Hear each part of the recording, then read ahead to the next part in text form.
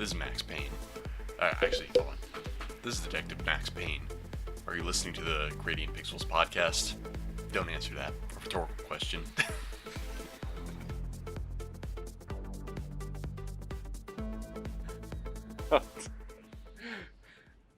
I can't do it now. You should have been recording in the.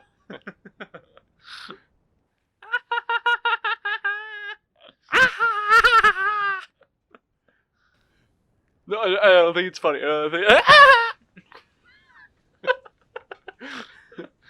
Well, yep, that's going to be the intro. So, welcome everybody to the Gradient Pixels podcast, Pixel Chat. My name is Nick. And my name is Shane. And if you couldn't tell by that great impression at the beginning, we just a few hours ago got out of seeing Joker. So, we're going to talk about that for a little bit today. And also the usual, like some more game stuff and maybe some news if we get to it. So, Yep, just whatever's on our mind today. But yeah, Joker.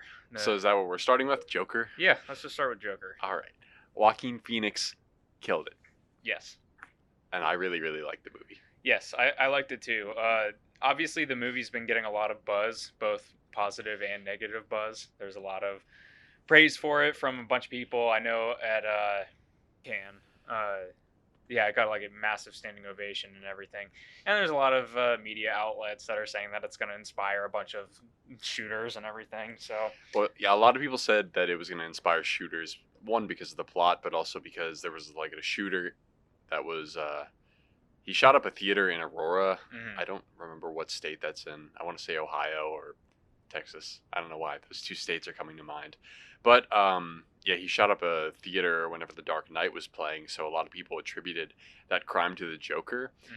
But from what I've heard, that guy really had no connection to that movie or anything. So he Other was just than him like calling himself the Joker when it came out and everything. Like, yeah, I remember he had like very spray painted orange hair and everything like that. So, yeah, and even if there is a connection for him to that movie, we all know at this point that violence in media does not mean that a normal person Yeah. who is not a psycho is going to come out and murder a bunch of people. If that guy probably would have murdered people anyway, Yeah. whether or not he had seen the movie or not. But there's definitely no denying that Joker is a very disturbing movie for Mhm. sure.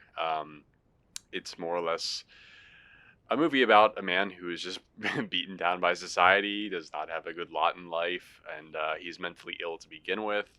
And as time goes on and he struggles to fight back against the world, the only way he really seems to find his place is by shooting people and causing violence. Or at least like both Shane and I, we've been watching like a couple of reviews from around trying to piece together what other people thought and pair that with what we thought. And I think one good moment that was brought up, I believe it was in the Jeremy Johns review we were watching, was that the only time he ever feels like he has any sort of control over his surrounding and his life is when he killed a certain person or group of people.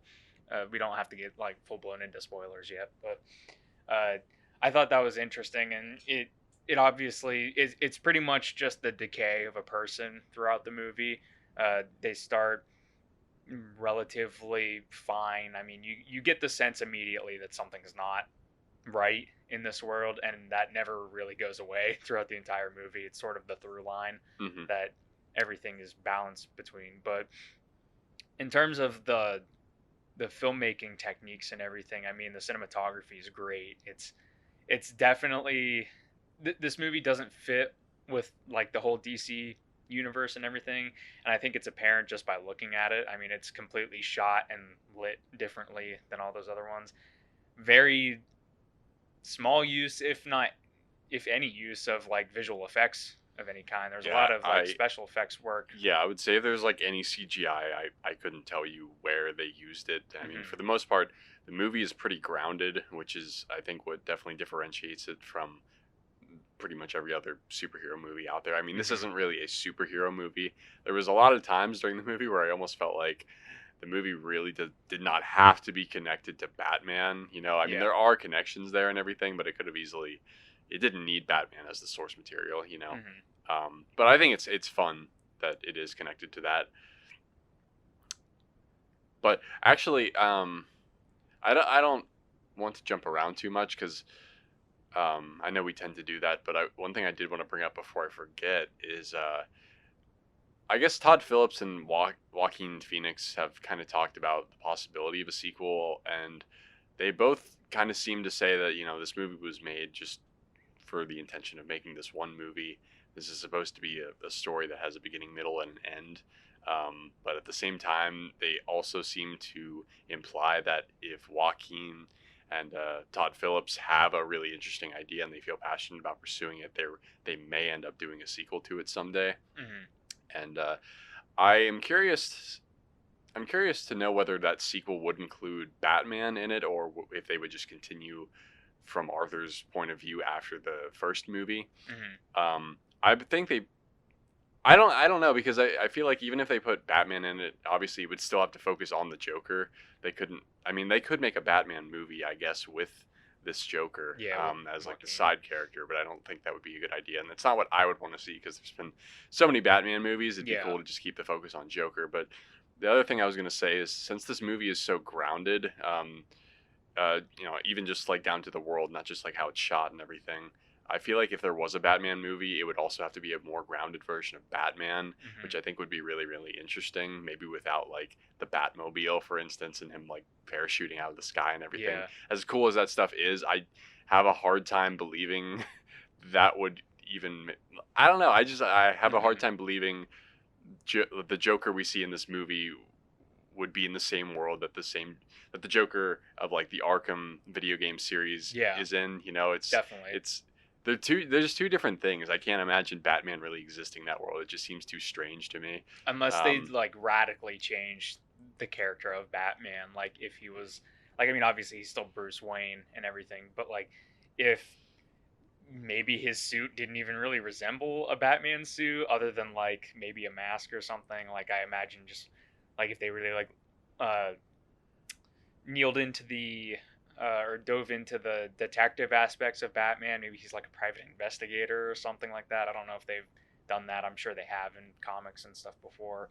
But just, yeah, it's like you said, it's so grounded in reality. Like Batman being such a fantastical character by like, by the time he becomes Batman, it would be kind of at odds or feel weird in this sort of sub universe that they've made here. yeah, so that's why I think the possibility of Batman existing in like a sequel or something is interesting, because I don't know how they do that, but it does make me want to know, because I think Todd Phillips obviously had a very interesting idea for his version of Joker, so it'd be cool to see his version of Batman as well. Um, because I think I don't know where they'd take a sequel necessarily. You know what I mean? If Batman wasn't in it, if there wasn't somebody core for him to like play off of. Well, what could be interesting now that we're just sort of bouncing ideas off is maybe Batman isn't around yet, and someone else starts to come up and try to challenge like Joker or whatever. Like maybe we skip a few years and Joker already sort of has his own little posse. I mean, we see like inklings of that happening in this movie, but like he has like an established crime group or something, and like someone else comes up, another villain trying to like come in on his territory or something like that, and it's Yeah. more so a feud between those two. Yeah, and I mean, one thing that I guess causes me to believe that like Batman would be kind of weird in this universe, or at least the Batman that we know, is probably because we don't see any other villains like Killer Croc or Hmm. Mr. Freeze or the Riddler, which are very over the top as well. Like, from what I've heard, this is the first movie in something called DC Black, and I don't know if that's like 100% established yet, because we didn't see like DC Black in the company intro or whatever. I feel Hmm. like we would have seen that just the same way that we see like Marvel Studios in every MCU movie. I think we would have seen that if it was like officially established at this point. It might just be like rumblings. I read it on Wikipedia. Heard a few people say DC Black is going to be a new line of DC movies separate from the Hunka Hunka Joker universe. So maybe they should just drop that universe entirely. We'll see. But some people have been talking about like they made the Joker movie here, and then maybe the next movie they're gonna make is the Doctor Freeze movie. I don't. Is he Doctor Freeze, Mister Freeze? Mr. Freeze. Okay, Mister Freeze. Maybe they'll make a Mister Freeze movie or a Killer Croc movie, or um, Poison Ivy, whatnot. Mhm. After this, that's just completely focused on that character. No Batman or anything, just seeing the world from those characters' point of view, which I think would be really, really interesting. Yeah. But I don't know. We'll have to wait and see where they go with that. I would like to know at first that it is an established thing. It's not just like a rumor Mhm. or something. But that would be really, really cool. And I don't know. Like I could see this getting a sequel, but I don't see like Joaquin Phoenix coming back for like 5 movies. Yeah. Or anything with like a DC universe, because that's just what it's going to lead to. You have Yeah. a sequel, then it's like, oh, hey, Batman, he's fighting Batman now. Well, why don't you do a Poison Ivy movie and everything and tie it all together? I mean, the biggest takeaway that I think DC should take from the success of this movie is what I think a lot of people have been saying for a while, and it's instead of trying to copycat Marvel, which they sort of tried to do with the DC Yeah, universe with Batman and that Netflix, wasn't intentional. They didn't intend to make a universe like that. They just made it because Marvel Marvel's was doing it. That's so successful. successful. Let's try to do that. So I think instead they would do much better to just make one-offs. I mean, because Marvel isn't doing that. So already, if you just do one-off movies, you're already differentiating yourself and offering something for audiences that they're not getting with your competitor, with your biggest competitor.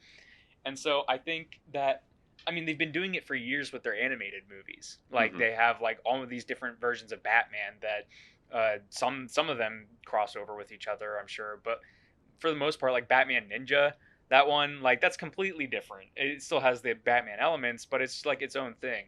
And that's really what they should be focusing on with these movies, because they're going to be different than what you could get at Marvel. And if DC Black, if this is a real thing and everything, and they go into more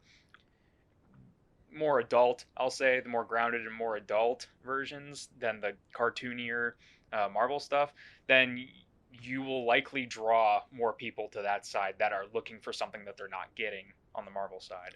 Yeah, and plus they've already done it with the Dark Knight trilogy. Yeah. It was pretty much the same thing, except that was intended as a trilogy. This was intended as one movie so far. And everybody loves the Nolan trilogy. Yeah. Like, yeah, and yeah, going back to Batman, I don't think many people would have a problem with a much more grounded Batman, because this is a much more grounded Joker, and we've had so many interpretations of Batman that it's like, that's one cool thing about comic book characters, or specifically I should say superheroes, because they've been around for so long. There've been so many different variations. Like for Spider-Man, for instance, there's the original version of him, then there's the Ultimate version, there's Miles Morales, there's the 2099 version, there's the Sam Raimi version, the Mark Webb version, whatever. There's a million different interpretations of the character.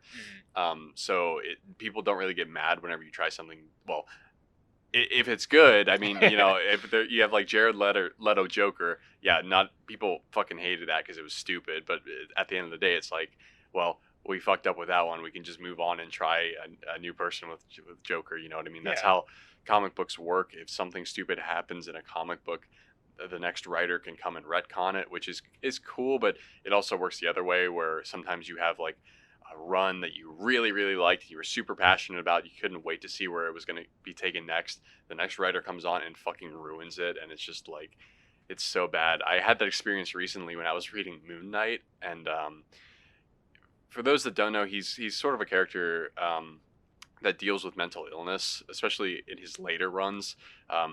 And he has multiple personalities, and he is sort of like Batman in the sense that he is very rich and he has all these gadgets and stuff, and he has a moon copter and everything. So they are very, very similar, especially when he first started out.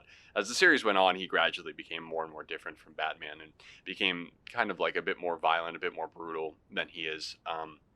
And having the multiple personalities and stuff is also pretty unique. But the point is that we finally had one run of Moon Knight that really delved into his mental issues and stuff. That was the entire point of the run. It was like 14 issues by Jeff Lemire, and it was amazing. I loved the run. I loved the art. It was just amazing. And he finally learned to kind of get rid of one of his personalities that was holding him back in life, and pushing away his friends and everything, and negatively affecting his life. And it was a really big change for the character, because for so long he was just constantly struggling with the same things, which happens with every superhero, really. Because Marvel and DC, they're out to make money, and they just keep making more and more comics, and they'll never end.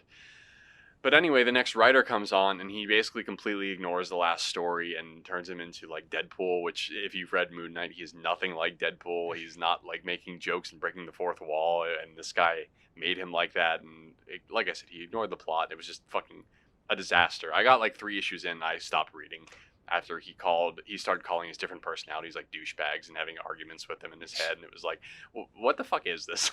This is so bad. So that's an example that I personally had recently. But the point is that there is always that hope with superheroes that somebody else will come back and, you know, hopefully fix the character. So for Moon Knight, I hope somebody else comes in and retcons that last run and just pretends that didn't happen. Jared Leto Joker was terrible.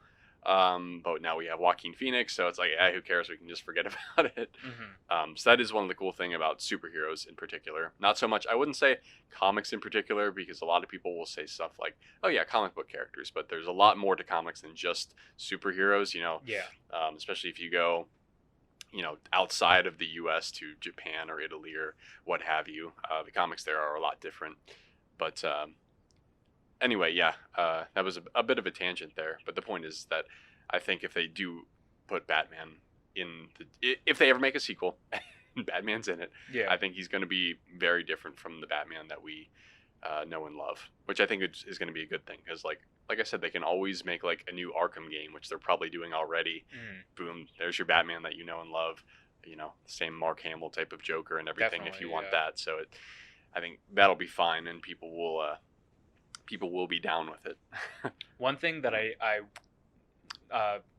am very pleased to bring up and mention is that I'm really happy to realize that a lot of movie studios these days are doing either unique or custom logo intros.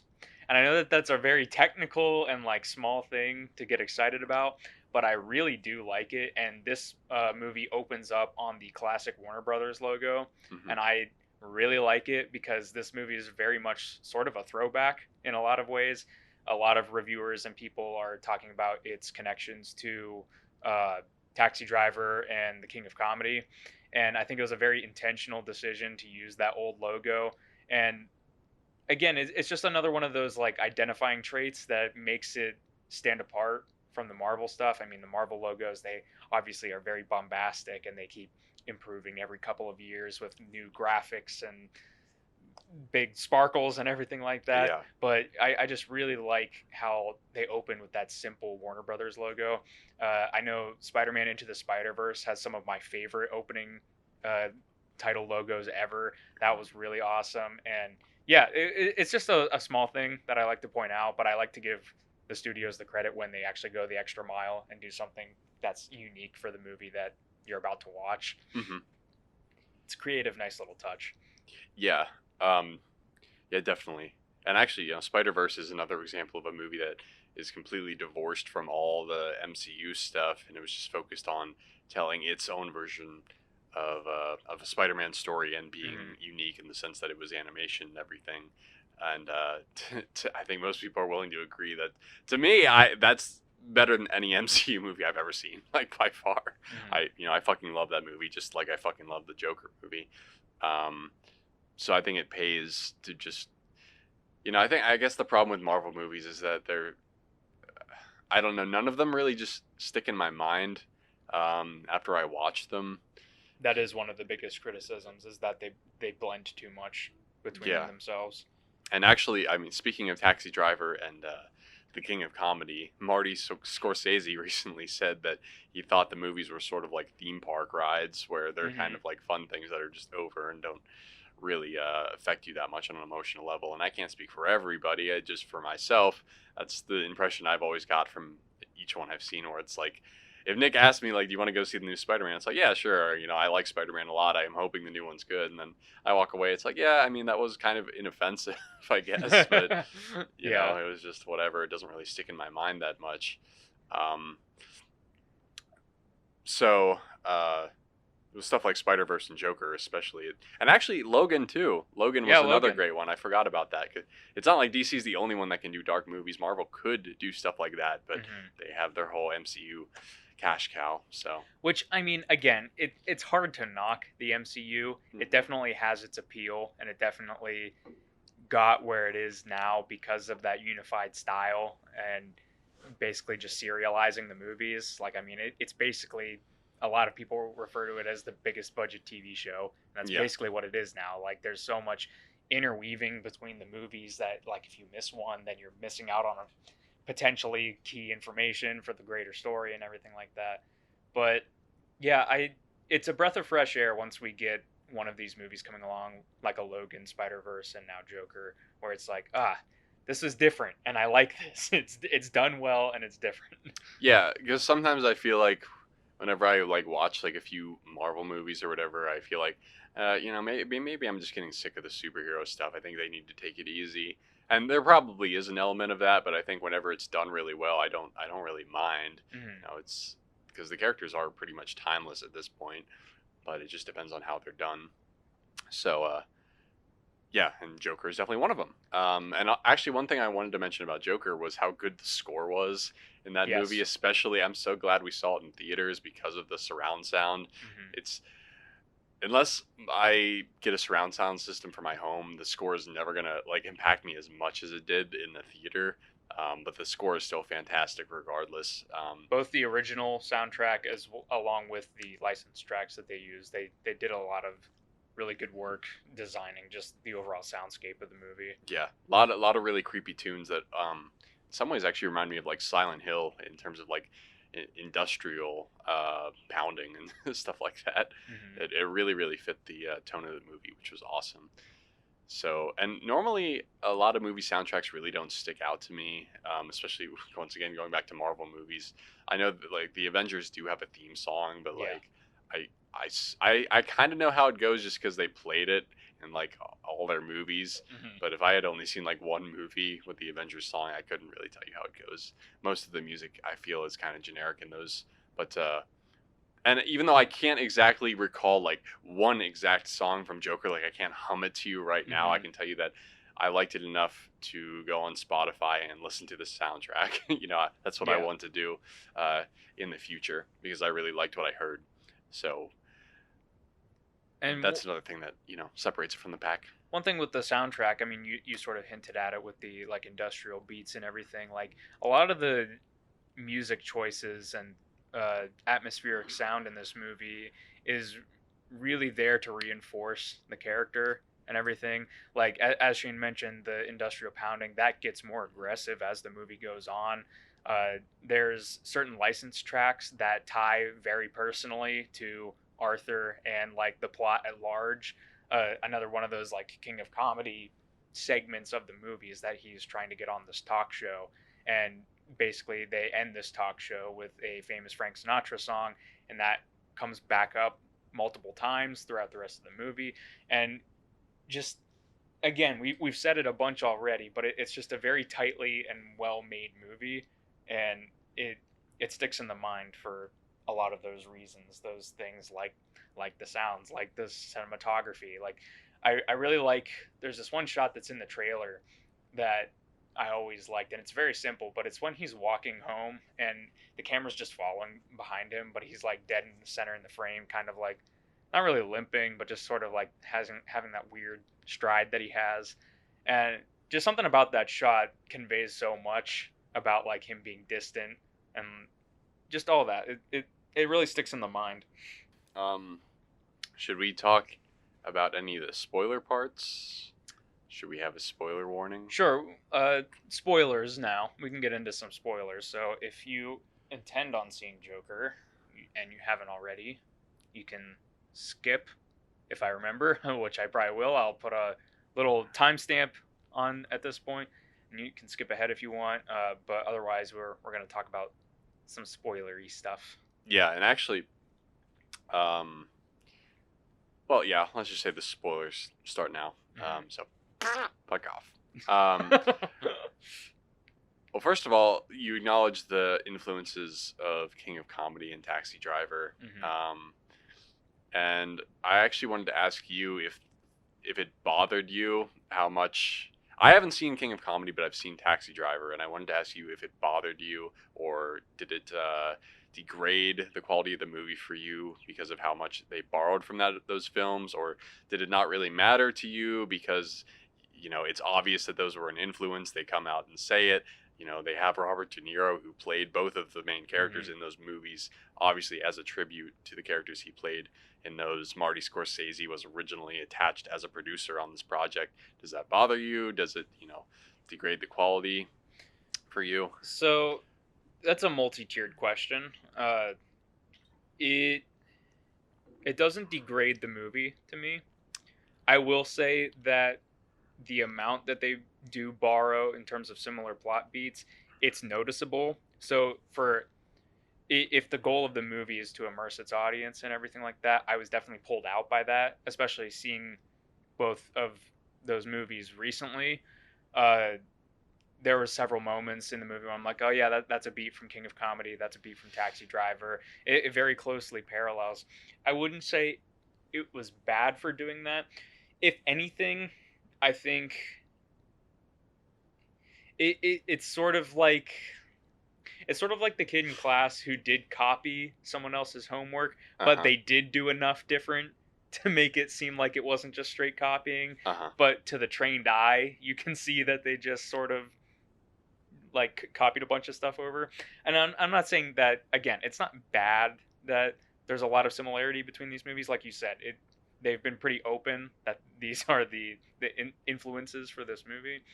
So yeah, it didn't really it didn't aggravate me or anything, because there is enough different, and they did apply enough of that stuff to its own story set in the Batman universe. So it didn't really anger me or anything, but it did take me out of it in a couple of scenes, which depending on what they were trying to go for, could be a good or a bad thing. Yeah, like I said, I haven't seen King of Comedy yet, but I do want to watch it, especially after this movie. But I have seen Taxi Driver, and I can definitely recognize certain things about this movie that are familiar to me about Taxi Driver, but I wouldn't say they really bothered me that much. And as I was telling Nick when we got back home from the movie, I imagine the movie borrowed more from King of Comedy than it did Taxi Driver. But you can definitely see the influences in either movie if you've seen them. So yeah, I just wanted to get that out of the way, because whenever we walked out of the theater, I felt like I enjoyed it a little bit more than you did, and I was wondering. I guess let's start with the problems you had with it. I guess what are some of the things that maybe you didn't like quite as much that you thought going into you may have liked, besides the influences that we just talked about. So I'm not sure if this is a problem with the movie or or a problem with the marketing. When basically I told you when we were coming out of the movie that I really liked it and I thought it was a good movie, but it didn't blow me away. And I think part of that was because most of the movie went more or less how I was expecting it to go. Between this, seeing as we are in the spoiler moment, I'll say this. They do some really interesting things that I wasn't expecting, like his relationship with his, not necessarily neighbor, but let's just say his neighbor, the lady down the hall. Basically, it's more or less just fabricated in his mind that they have this whole engrossing relationship. And it comes out later on that wasn't true, that was all in his head and everything. And so that was really interesting, and I wasn't expecting that angle. They hint at it pretty heavily, so you can surmise that. Yeah, earlier. Definitely. I was telling Nick earlier that there's the way they're introduced to each other is like Arthur holds the elevator open for this chick and her daughter, and the daughter's like annoying her and asking her questions, and she kind of does the finger blam to her head, and Arthur finds that kind of amusing and smiles. And then they get off the elevator, and he just randomly calls down the hall hey. She looks around, and he just does a bit more of a violent blowing my head off thing, and she's just okay. And then walks back to the apartment. Then in the movie, the whole next day, he stalks her around the city, and then at the end of the day, she knocks on his door, and she's like, were you stalking me today? And he's like, yeah, I was. And whatever. Basically, they play it off oh, she's in love with him. He's in love with her. They've only met like one time, and she doesn't really find it all that creepy that Arthur followed her around the city all day. There's a part where he walks home, I think after he shoots 3 people on the subway, and then he just like opens her door and starts making out with her. I think that was even before the date they went on and everything. So there's definitely like hints if you really pay attention. There was like I said, the part where she was okay with him stalking her, I should have been like, this is just a little like way too weird for this to be like real. So now the reason I bring that up is because maybe that defied my expectation, because we're so used to Marvel movies. They don't really do that sort of cerebral showing you things that aren't really real unless it's really abundantly clear that what you're seeing isn't real. Like what I'm thinking of is in Spider-Man Far From Home, like the scenes with Mysterio, they make it very clear that that stuff is not as it seems. And so like a lot of superhero movies don't really do the thing and then have like the big reveal or whatever that, oh, that wasn't real, and you're watching it. And so like that was cool. But just overall, I was expecting going into the movie that it was going to be about this guy who's coming to terms with these mental issues that he has, and who is like slowly degrading until eventually he becomes this villain character that we know him to be. And so like for the most part, I guess it's just the overall trajectory of the movie didn't really shock me, whereas moment to moment things did. That's one knock that I would have against it. Also, I'm not entirely certain how to feel about this, but I felt the pace was a little weird at times. Like I feel like certain moments dragged out a little bit too long.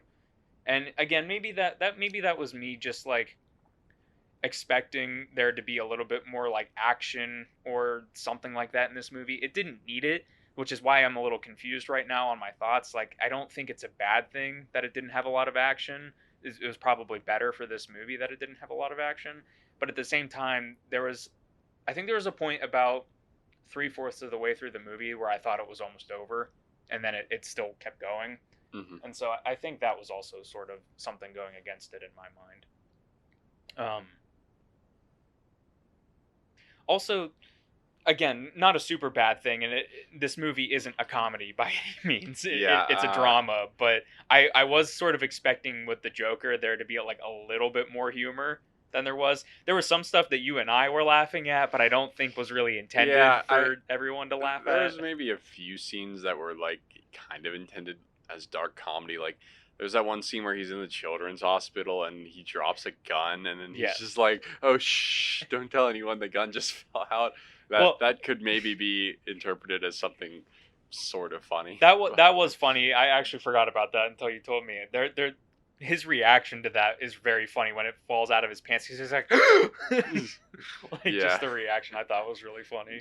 There was there was a scene I've been laughing at most of the day. Is it's a very emotional scene, and where Arthur basically finds out that his mom adopted him because he's going through this whole struggle. First of all, he finds out that supposedly he's the son of Thomas Wayne, and his mom was like one of his servants or something. So they had a bastard child together, and that was Arthur.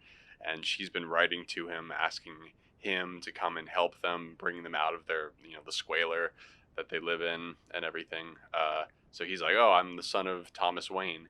And then he goes through all this effort to meet Thomas Wayne, even going so far as to go to the manor and starts playing with Bruce. And by playing, he means he does a few magic tricks and then sticks his fingers in Bruce's mouth and does the smile or whatever.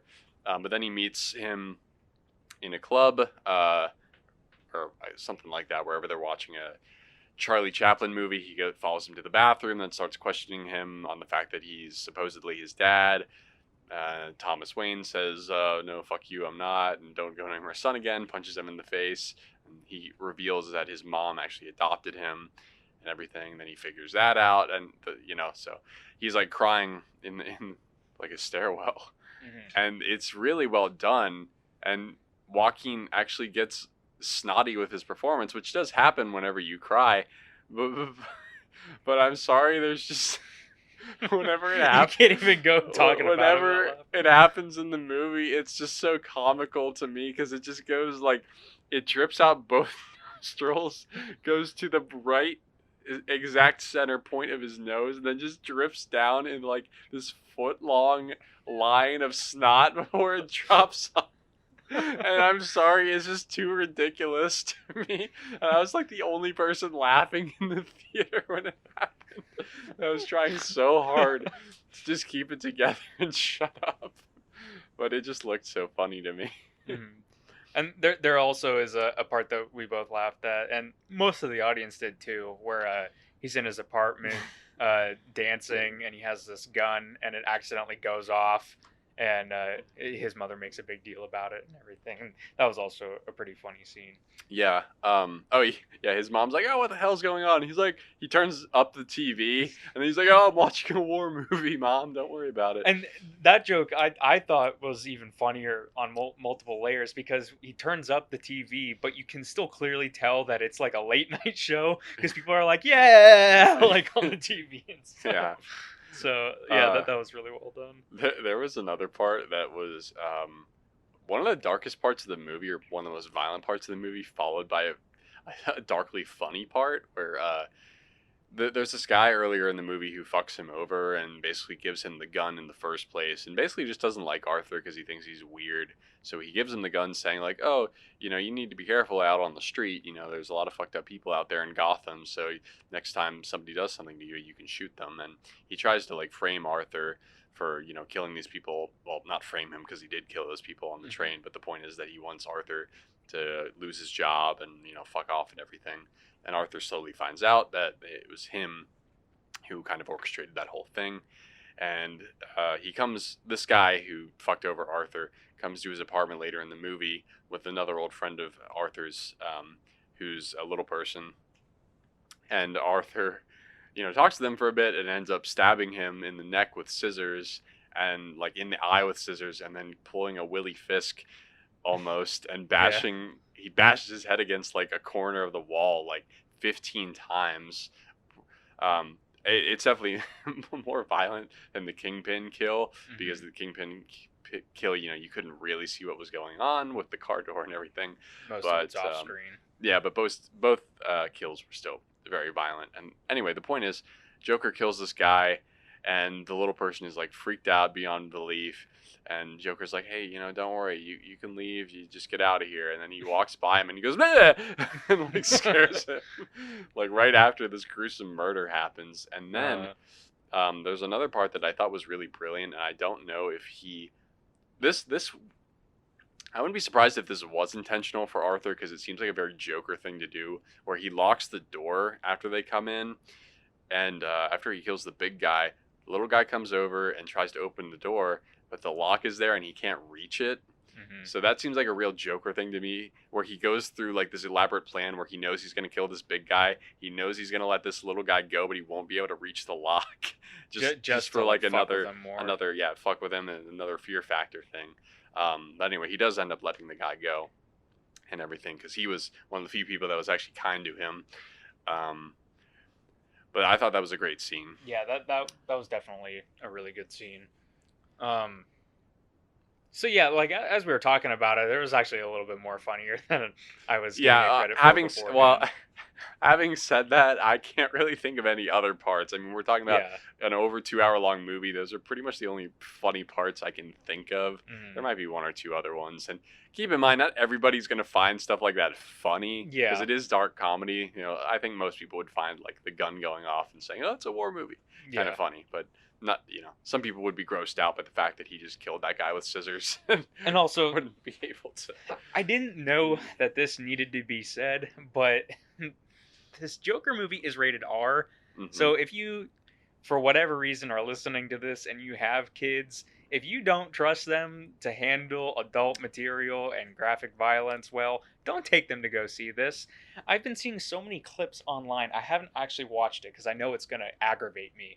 But I've been seeing people share around these clips of news shows saying, like, don't take your kids to it, don't do it, and stuff. It's like, where at all, since this movie's been announced, has this been like budgeted or like marketed towards children, or when has it ever been okay to just send your kids willy-nilly off to rated R movies? Yeah. Like, I don't understand why.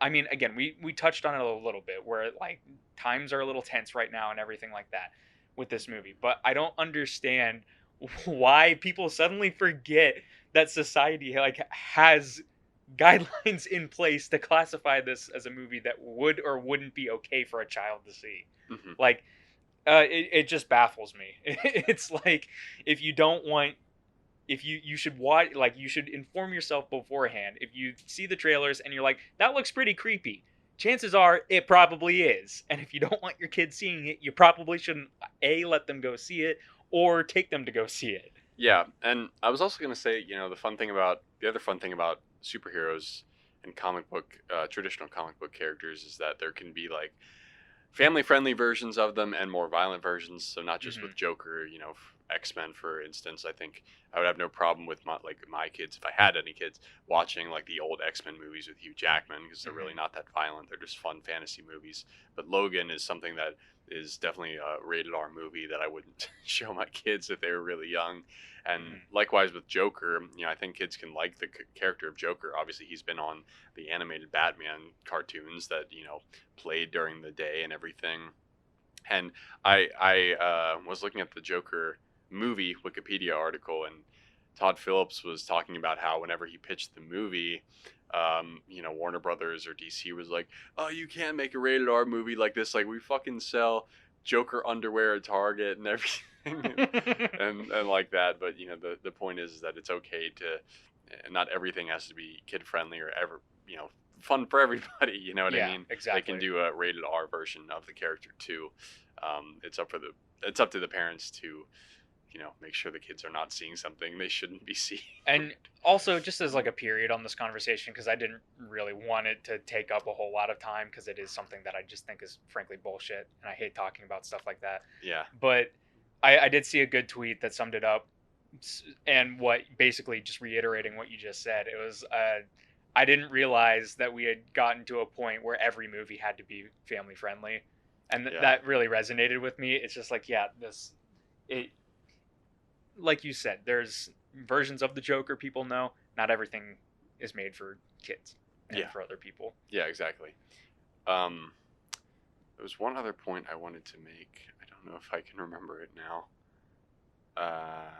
While you think about it, one just shout out that I really enjoyed was at the very end when he gets up on top of the car and there's blood coming from his mouth, and he starts to do the finger smile thing on himself again, but in the process he gets his fingers coated in his own blood, and he like paints more of the smile on. Yeah. I thought that was a really cool, like, another like Joker kind of thing that was like it's like violent and like sort of graphic, but not really. It's just like a creepy weird thing to just paint your smile on with blood and Yeah. everything.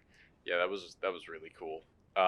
What I was gonna say was, so there's not really a lot of killing in this movie, but I would say the killing that is there is pretty disturbing because it it feels very grounded and realistic, Hmm.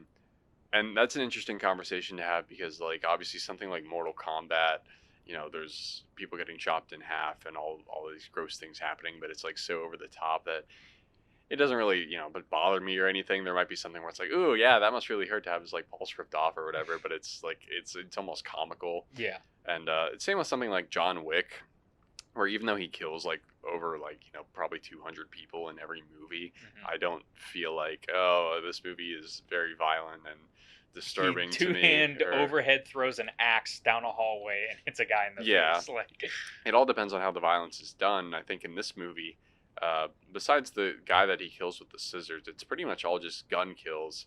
But it all feels very grounded and realistic. And almost every time he shot someone, it kind of made me flinch. And not because I was disgusted necessarily, but just because of how like surprising it is. Just how like somebody wielding a gun in real life would be, like whenever he's on the subway mhm. and just getting kicked and the lights are flashing, and then you just hear like this loud like crack, like he almost accidentally shot his gun, then he keeps shooting more, and two guys go down. He shoots one guy in the ass or whatever, and then he kills him after the subway. That was pretty crazy. Whenever he shoots Murray at the end of the talk show. It looks realistic. And then whenever he kills, or not, he doesn't kill them, but some random Joker guy who idolizes Arthur kills Thomas and Martha Wayne or whatever her name is. Yeah, all those were a lot more impactful to me than anything in like Mortal Kombat or whatever. I just wanted to point that out because I thought they were really well done. Yeah, no, I agree. Particularly the two guys on the train, the one that gets shot immediately, that one was a surprise. Partly, I think it was clever filmmaking where they show Arthur who has his gun, but in that scene, in the context of that scene, they haven't shown it at all until the guy just until it cuts and then you see his blood splattered on the train wall and then he's like holding the gun. So that's a very like clever way of editing around it and then causing like a surprise like that in the moment. And then also like you said, the third guy who gets shot in the ass, he's like crawling away. So that was probably one of the most like, oh my god, like moments for me, not including the scissors in the eye and everything, because obviously that is pretty shocking to most people, I feel. But it was just like, yeah, they just didn't cut away. He just walks up and just shoots a guy like 3 times in the back, like as he's crawling on the stairs. But also, one tiny thing I wanted to mention about the Murray one was that it's really impactful because obviously he just murdered somebody on live TV. But where I was having issues with the overall pacing of the movie, or in some spots, I think the pacing of that scene in particular was great because we see in these scenes beforehand that he is like practicing like what he's going to say and how he's going to come out on stage and everything. And they do this clever thing where he puts the gun to his head and they sort of plant the seed early on that you think maybe he's going to like kill himself on TV to start this uprise or whatever. But instead he's having this chat with Murray. And I think another thing that's interesting about the dichotomy in this scene and of Joker at this moment in the movie is that throughout the movie he has this condition that causes him to laugh uncontrollably. Which is a real thing, I should add. I forget what it's called, but it is a real condition. And so they establish this at many points that there's like on the train, he gets in trouble because he starts laughing and the guys that are there start like berating him for it and everything. They don't really understand it. But at this point in the movie, he doesn't laugh at all. And I think that's really good to sell that like he's in control now. Like even this uncontrollable illness that he has isn't even affecting him while he's on this show. And basically like they keep going back and forth on these talking points about this movement that's surrounding the Joker until ultimately he starts getting the things that he's truly feeling off of his chest, and eventually the tension just reaches to the point where he pulls the gun and pulls off the kill, and it's just perfectly timed in that scene of when that interaction finally occurs. Yeah, it's a good example of even though you know something is going to happen, whenever it finally does, it still shocks you or scares you.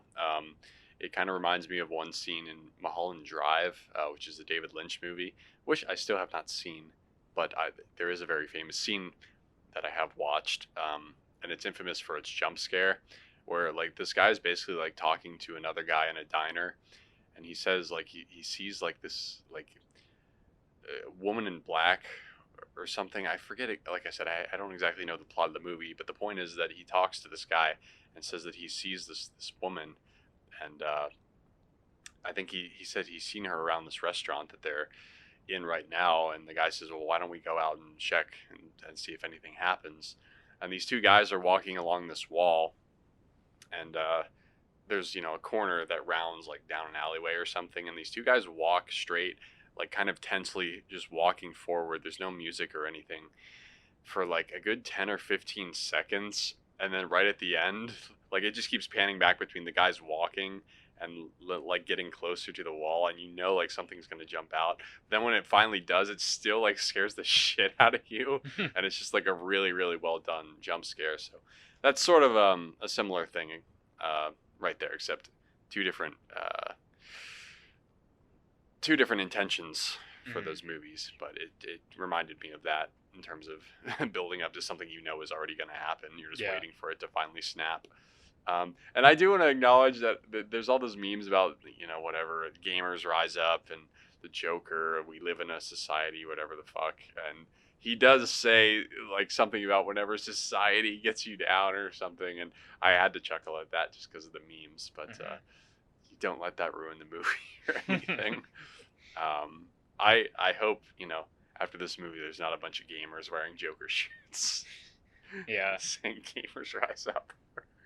Yeah. Anyway, is there anything else I wouldn't just? Oh, I would say the best part of the movie is probably the last 20 minutes where he finally becomes the Joker, and those last 20 minutes is one of the biggest reasons why I'd love to see a sequel, just because it was so exciting, and it would be nice to just see more of that. But sometimes you have to let things rest. So if they don't make another one and we don't get to see Arthur's story continue, that's okay too, because I guess we'll always have this one, and I'd definitely like to rewatch it. I wouldn't mind seeing it in the theaters again or whatever. It was awesome. And one thing that I wanted to know before we wrap up the conversation on Joker is obviously the internet's favorite pastime is comparisons, and a lot of people are comparing Joaquin Phoenix and Heath Ledger's performance of the Joker. And one thing I wanted to note that's interesting, I'm not going to say which one was better. I like both of them. I think they're both really good Jokers. They're both unique. They're probably both the two most unique portrayals of him on screen, I would say. Mark Hamill is obviously always going to be like the classic one that we all know and love, and it's like comfort food Joker. He's awesome. You're going to get, and you're going to like it. Yeah. But what was so special about Heath's and now Joaquin's is that there was really no other Joker that is like him in any of the comics or the video games or the TV shows. That is distinctly their performance.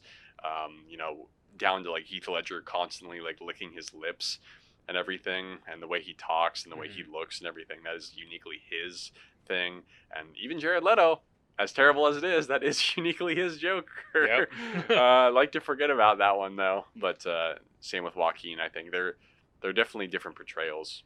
The one thing that I wanted to say that I thought was interesting between the two of them though is that in Nolan's trilogy, and if you watch the behind the scenes of the Dark Knight movies and everything, it's a very intentional filmmaking decision that Nolan had, where he wanted to showcase the Joker's chaotic like spontaneity, I guess is how I would say it.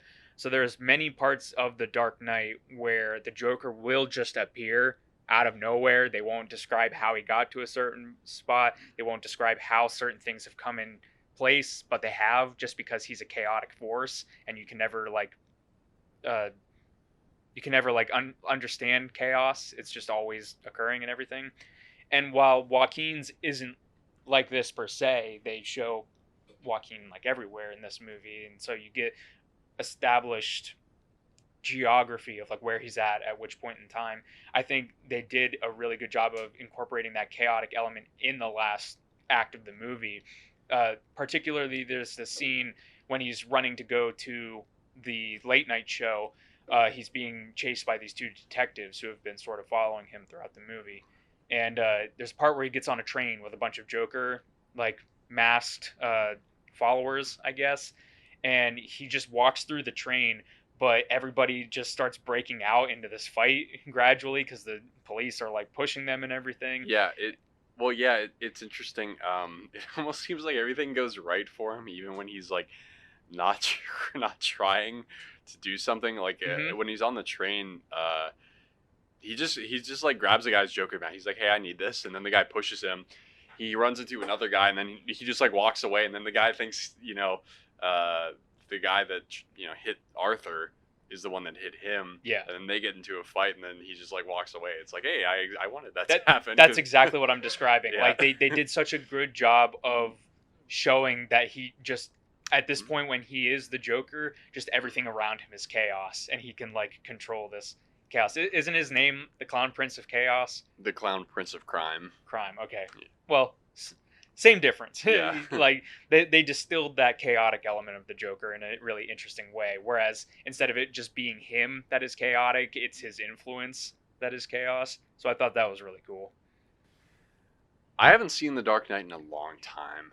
And I mean, stuff like, the Jack Nicholson Joker and Cesar Romero, those guys are cool too and everything. I just think these guys are more interesting to talk about just because their performances were so unique to those movies, because Jack Nicholson is cool, but it's like he's just doing Jack Nicholson again. You know, it's always fun to watch, but he's pretty similar to the comic book character. So I mean, it's been a long time since I've seen The Dark Knight, like I said, so I can't really give an accurate answer, but I would say I liked Joaquin's more, I guess, because first of all, I just saw this movie and I really liked it. But this movie probably had more of an impact on me than Dark Knight did whenever I saw it originally. So yeah, I'll have to rewatch them and then come back to this discussion. But I have been watching some of Heath Ledger's scenes leading up to this movie. I do love the interrogation scene whenever it starts off, Batman slams his head down on the desk. He's just like, never start with the head. It makes the patient all fuzzy, and then smacks his hand. And he just like makes this face, and he's like, see? That whole scene is great, and he's fucking hilarious in that. Yeah. My favorite one from The Dark Knight is the one when he's walking down the street with the gun, and he says, like, come on, hit me. I really like that scene. That's probably my favorite, because it's one of those scenes in that movie where, like, he's still being kind of goofy, but at the same time, he's dead serious, where he wants Batman to hit him, and he knows that he isn't going to. It's just a really interesting power dynamic in that scene. Yeah, and there's that one scene where he slams the guy's head onto a pencil. That's funny. Classic. I forget. Yeah, he's like talking about a deal he's trying to make with them or something, and they're pissed off and calling him a clown and everything. And he's like, I'm gonna go ahead and leave my business card here, and you guys can contact me whenever you're ready to take things just a little bit more seriously. And they get like pissed at him or whatever because he's making fun of them, and then he just like opens his jacket pocket and he has like grenades like lined in there, and he's about to pull them all, and they're like, you think you can just steal from us? And he's like, yeah. Yeah. Walks out of the room. I never appreciated that as a kid, but in recent viewings, that is one of the best line deliveries ever. It's just a quick cut back. Yeah. Yeah, so they're both awesome Jokers, and they're both friends too in real life, so I'm sure they would have liked one another. Jared Leto, don't know. I think he said he was pissed because there was multiple universe Jokers at the same time, but who cares what he thinks? His Joker sucks. Maybe not his fault, but his Joker is bad. Yeah, Jim Carrey Joker. Hunka hunka. Harry. So yeah, that's. I think that's a pretty good spot to break from Joker. We liked it. Definitely go see it if you can. Yeah, it's very rare for me to actually want to see a movie in the theaters, like, badly want to see one. This is the only movie of the year that I really desperately wanted to see in the movie theaters.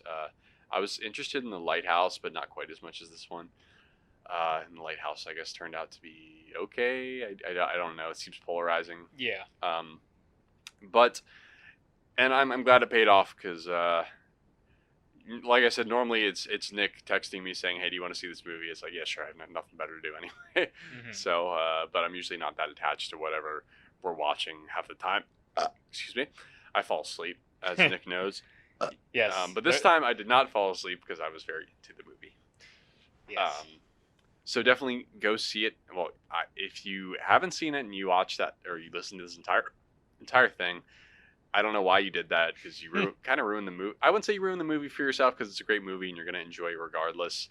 But you're an idiot. You definitely took some of the surprise out of it. Yeah, and it's one of those things where, like, I've been thinking about it all day, and I feel like I could talk for like another hour about it, but we're not going to. I think that's probably good enough, and we can talk about some other minor things. Actually, some other movies I wanted to mention real quick.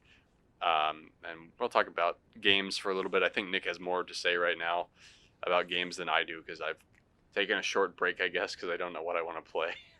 So, yeah. So that's the end for Joker. But I think we both agree it was a pretty cool movie.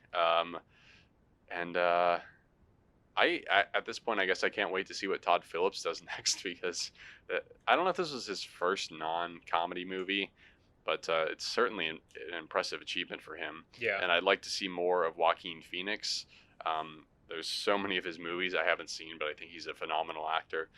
So definitely interested in seeing more of that. So see Joker, and feel free to tell us what you think in the comments below. Anyway. So yeah, let's continue with more movie stuff. We're Yes, on a send movie out roll. the clown because we're done talking about him right now. So, are we talking about more about movie stuff real quick? Yeah. I only had two I wanted to go through. Since it is Halloween, actually Joker was a very good Halloween movie too because it was pretty creepy. But I saw two Halloween movies recently. I'm gonna try to watch more this month. Try to play some horror games this month as well. Um, so the two horror movies I've seen so far are first Halloween 2018, and second of all, It Chapter 2. I'll start with Halloween first because that's the one I saw first, and it's the one I did not like as much as It, so I probably have less to say about it. It's chapter 1, right? Yeah, Yeah, you I said chapter haven't 2. seen Chapter 2 yet, but I really want to. But Halloween 2018 attracted me initially because first of all, got good reviews. I like the original. I have seen the second one, but it's been a long time since I've seen that one, so I don't remember a whole lot about it. So I like the concept well enough. I'm not like the biggest Halloween fan in the world. There's a lot of them I haven't seen. Regrettably, I haven't seen Halloween 3, which I know has become a bit of a cult favorite amongst the fan base. But I would like to get to that eventually. So I like Halloween, and they're bringing back Laurie Strode, played by Jamie Lee Curtis, which is always exciting. And they build this movie as like she is ready to fuck Michael up. He died and then like reanimated twice, or maybe he didn't literally die, but she thought he died twice, and then he came back both times. He's been in a mental institution for years at this point, and actually, I guess I think this movie retcons some of the other Halloween sequels. Like I said, I'm not an expert. Let's just say he was in a mental institution for a long time. I think it's supposed to, if I have my story right, I think it's supposed to be like Halloween 3. Yeah, ignoring the rest of the basically, yeah. others. There's a bunch of other ones. Like there was Halloween 20 or like H2O, which was 20 years later, and that had Jamie Lee Curtis in it too. Mhm. But I guess they retconned that one. I don't think I've seen that one. If I have, it's been years and years and years, so I can't tell you much about it. But yeah, it billed this movie as like a Jamie Lee Curtis is going to kick his ass, and it's going to be like a bit of a role reversal where Michael is the one who gets freaked out by Laurie Strode in this one. And I thought that was really cool, really fun concept. Kind of like that one movie we saw where those thieves break into that guy's house, and he's like a war veteran or whatever. And then, It was shit, what was it? It was the blind guy. I know it. Keep talking, it'll come to me. yeah, so they go in there to rob him, and then he ends up like terrorizing them, and then you kind of root for that guy at first because it's like, yeah, fuck those burglars, but then you realize that guy's fucking twisted too, so now you're like, okay, the burglars, I Don't hope they speak, make it out alive. I Yeah, think is what it's called. Don't Speak. Yeah, that's a really, really cool movie. So something sort of like that. But what I got out of it was kind of just what I felt was an average slasher movie. Heard a lot of people talk about how cool the kills were or how gory it was and the special effects and this, that, whatever. But I felt like a lot of the kills in the movie were off screen for one thing, and if they were on screen, I thought they were kind of basic or derivative of something that has been done before in Halloween. There's a basic one where he literally just like walks up behind this chick and like stabs a knife through her neck, and it's just like, okay, yeah, whatever. I think that could have been a bit more creative.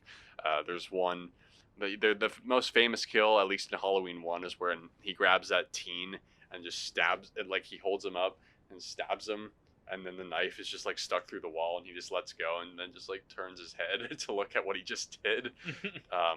They do that again in this movie. There's one where he walks to a lady's house with like a hammer, and she's like preparing food or takes it over to the table, and he just like walks up behind her and then goes bah, bah, bah, bah, bah, smacks her a few times, and then you just see like the aftermath of it. Then there was a few kills where like you don't see him doing it, but you see the aftermath again, and some of them I felt were a little too goofy looking. Like there's this one where it's like he like I guess he must have like taken the guy's like lower jaw and like upper part of its face, like fingers in the mouth, and just like ripped it open or something. But it looked kind of a little silly to me. There was a scene in a movie that I thought did that really well. It's a Korean movie called I Saw the Devil.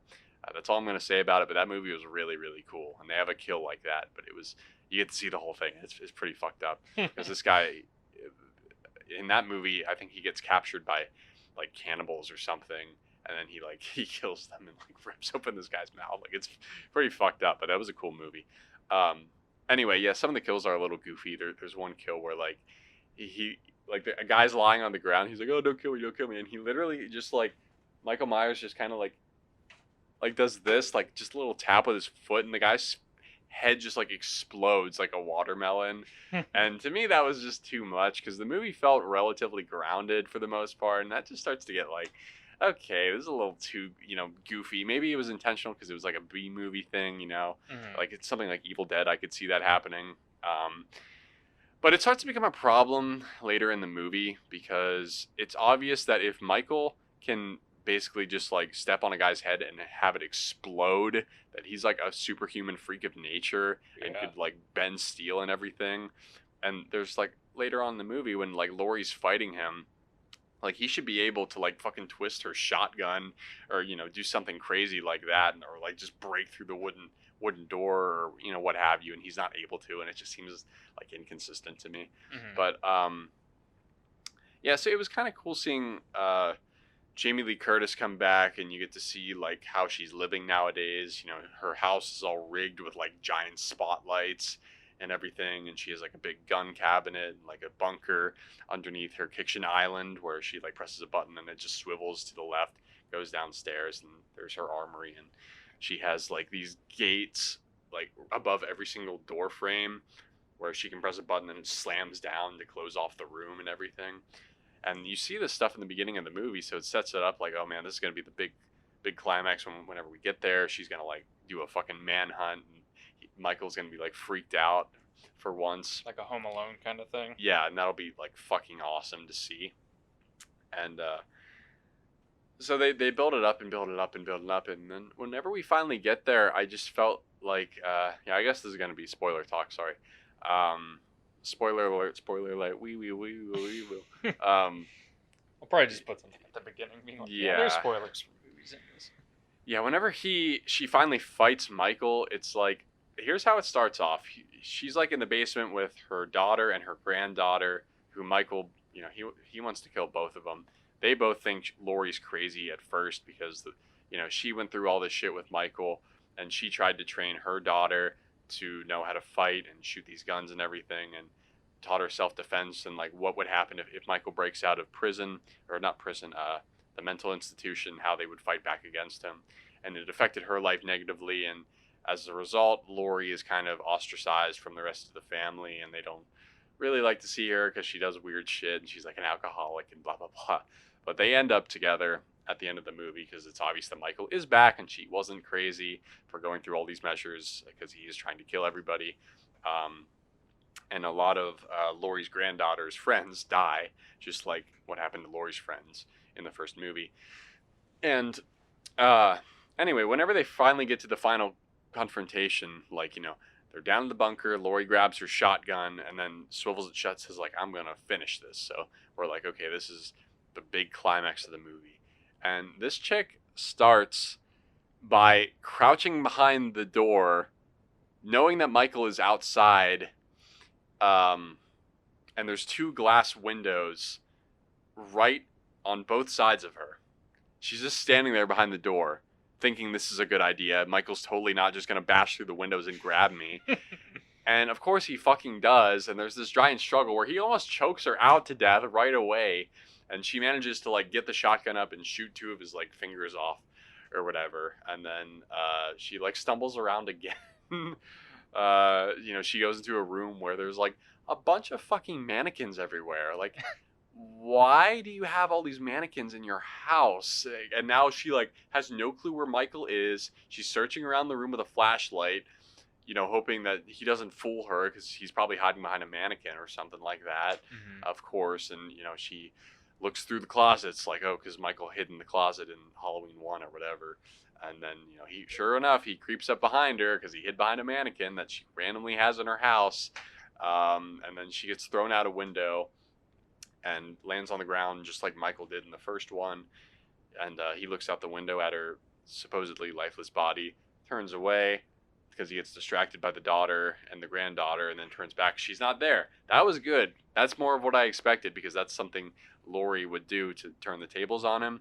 but most of it is kind of what I just described, where it's like Laurie's just kind of like bumbles around and acts like she doesn't know how to do shit, and She was super prepared, but then it she acts magically like doesn't know the movie shit. acts like she was totally prepared, and then it just like it feels just like the first one where she's just like a teenage girl who can't do shit. So there's not like a real cool fight with Michael or anything like that. Like I said, there's a few interesting things. It's definitely tense whenever she's walking around the house, doesn't know where he is, and she kind of like runs in, slowly checks the room, and then shuts the gate on the room and slowly tries to clear the house out. Mhm. But you get to the mannequin room, and it's just like, oh, why does she have any of this stuff?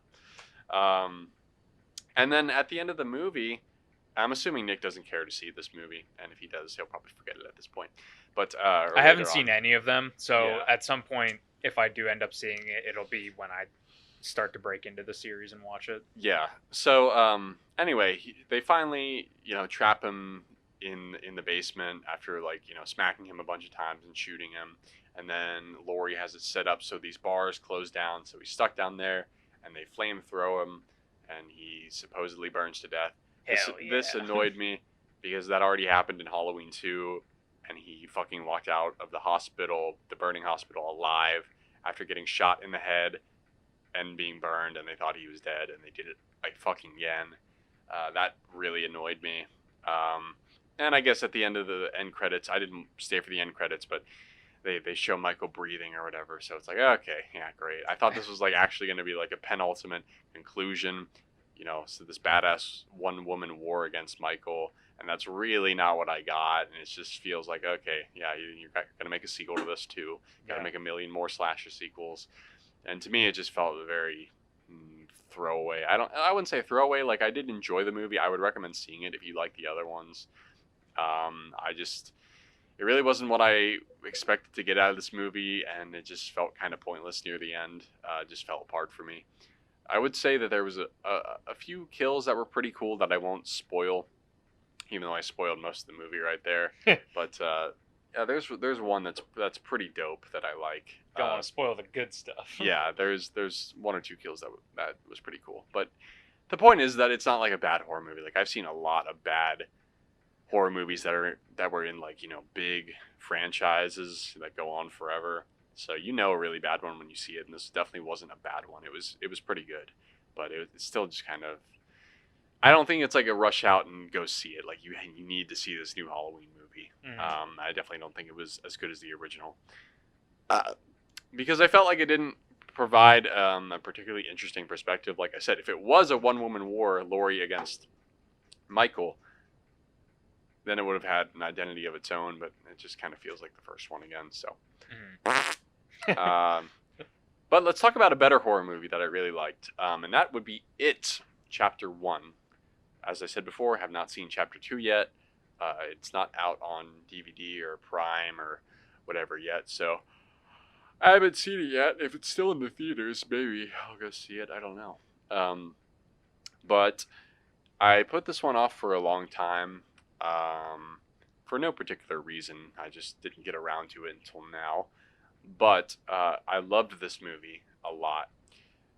So basically what this movie is about, and I don't know the full story yet because obviously there's It Chapter 2. And this one I don't want to spoil much for Nick, so I might not talk about it that in depth. But the basic plot is that there's this demonic being who disguises himself as a clown to lure children in. And he basically feeds off the fear of children, and I guess he also eats and murders them too. Like I said, I don't know the lore exactly about why he does that. All we know is that every 27 years in this town called Derry, kids disappear, and there's not really an explanation for it. And the movie starts, I don't mind spoiling this because it's not really a spoiler. Everybody kind of knows this kill, where the little boy is like sailing his paper mache sailboat down a watery street. It's pouring rain out. He goes down the street and falls into a sewer ditch, and he meets this clown in the sewer who's played by Bill Skarsgård. I think that's his name. And basically, lures him in and say, "Hey, do you like the circus?" I'm not going to try to do an impression because it's his voice is awesome, but I can't do an impression of it. He says, "Hey, do you like the circus? Oh, I bet you like popcorn. What kind of food do you like, huh? Yeah, I got it down here." Yeah, and talks about this and that, whatever with him. and eventually persuades him to reach for his boat so he can lure him in. And he grabs it and bites the kid's arm off, and then he like crawls out of the sewer and like stretches across the street and like pulls him in, which is pretty crazy. And then you slowly see each main character introduced, which is a group of kids, and you get to see a little bit about all their personalities and what their home life is throughout the course of the movie, really, not just all at once, and what their biggest fears are. And you slowly see Pennywise, who's the clown, start to enter their lives in different ways, very creative ways. I want to give a shout out to Jeremy Johns because I heard him describe this movie like The Sandlot meets Nightmare on Elm Street, and that's the perfect way to describe it because the main focus is on a group of kids who some of them are kind of outsiders, but they form friendships with this bigger group of kids, and they have a common cause in the movie. That is, in this one, defeating Pennywise. In The Sandlot, it was playing baseball a lot and getting a ball back from a dog. But same thing. So anyway, you get to know about the kids, and there's a lot of really, really cool stuff that they do with Pennywise.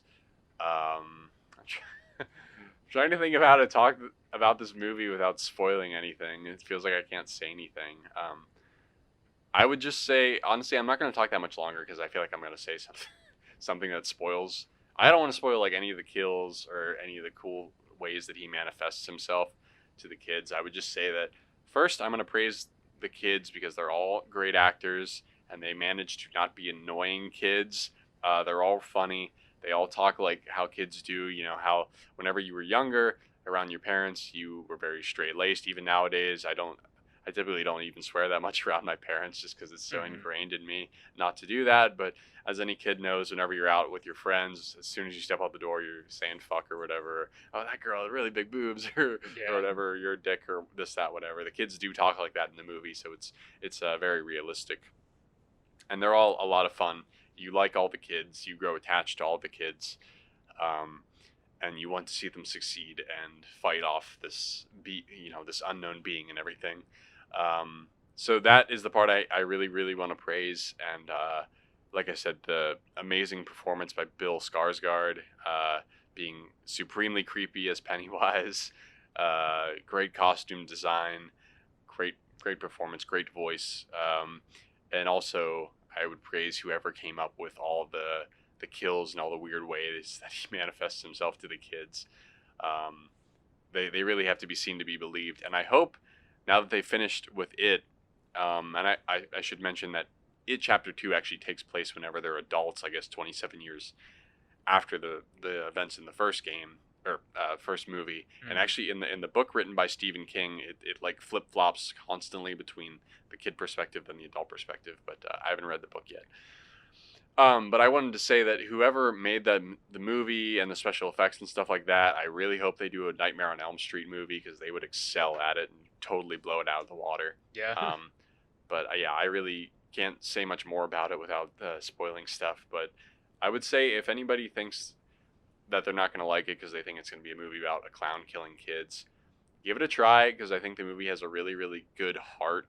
It is funny in a lot of ways. The kids are funny. There is a lot of heartwarming moments between them, young romance, just, friends shitting on each other and everything. There's a lot of funny parts. Like I said, the kids are likable. And you want to see them succeed. And the movie is not like a slasher movie about a guy killing kids. I wouldn't even say the movie is really all that violent. I'm trying to think. I don't think it's really all that. It's not really all that bloody or anything. It's just kind of disturbing, and unnerving. So I would highly recommend people give it a shot, even if they think they might not like it.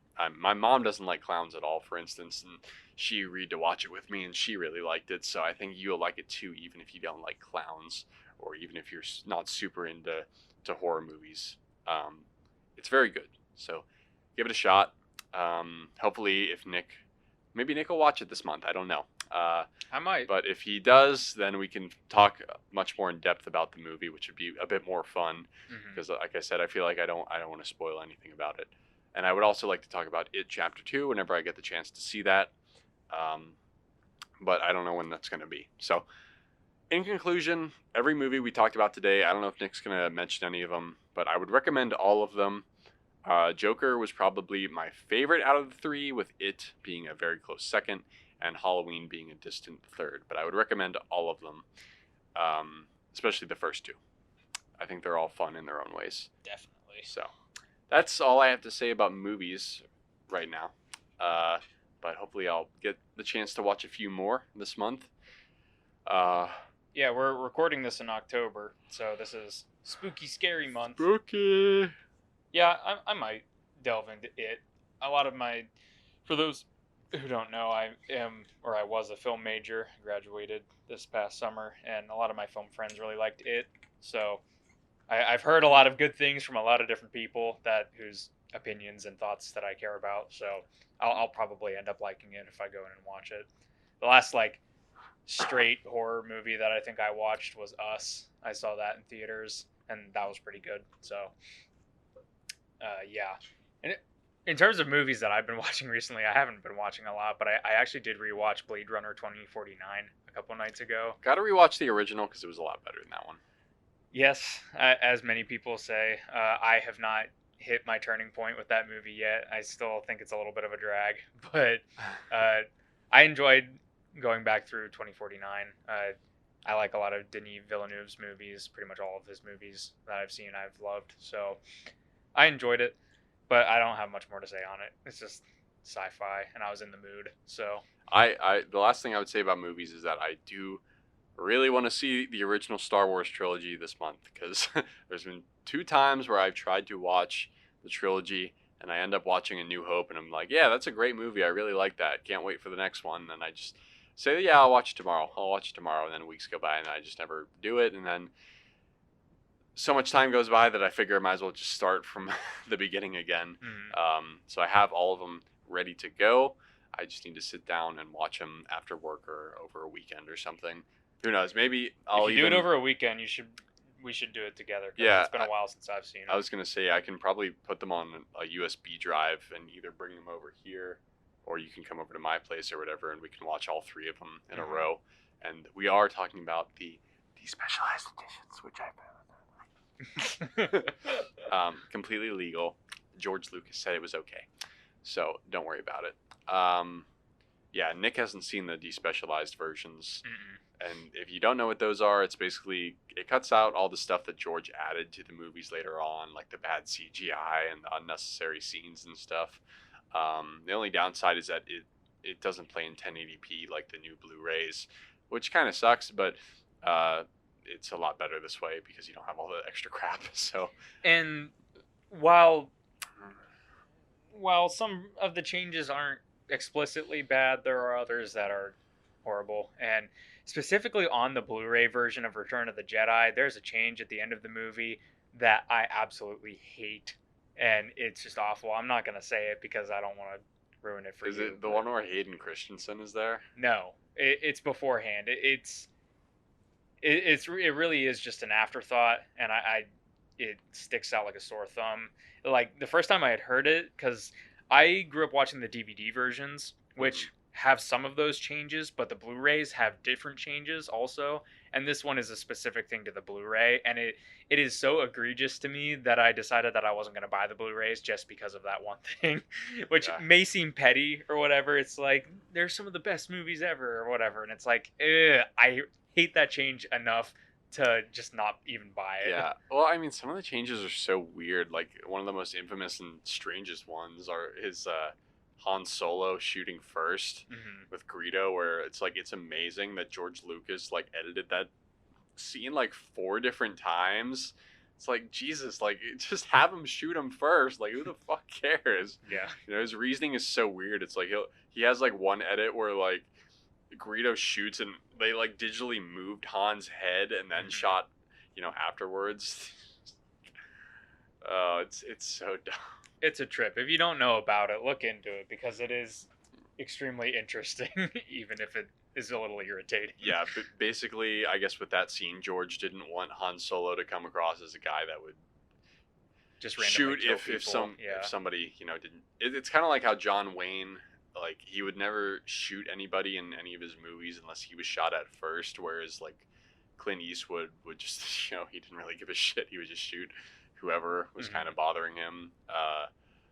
Yeah, something like that. So anyway, yeah, that's I think all I have to say about movies.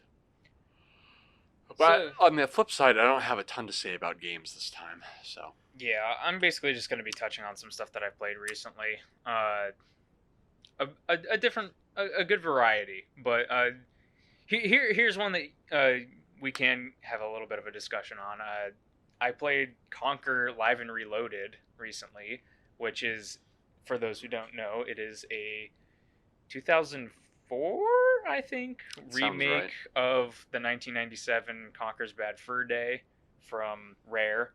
And it's pretty much a one-to-one, except for one joke that they do at the beginning where the tutorial is a little bit different, and then Conker's like, hey, I don't want to be expecting anything like anything that I don't know, so no more changes throughout the rest of the game. So basically the entire game is there, except it has better controls and well, I would say there are dumb changes to the game. yeah. Some are good.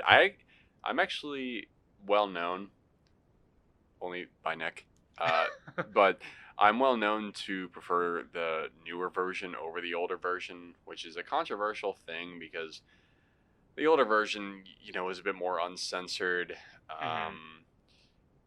The art style was a little bit different. This, that, whatever. People prefer the original for certain reasons, but I think the new one is a lot more enjoyable to play, especially in the sections where you have to shoot things.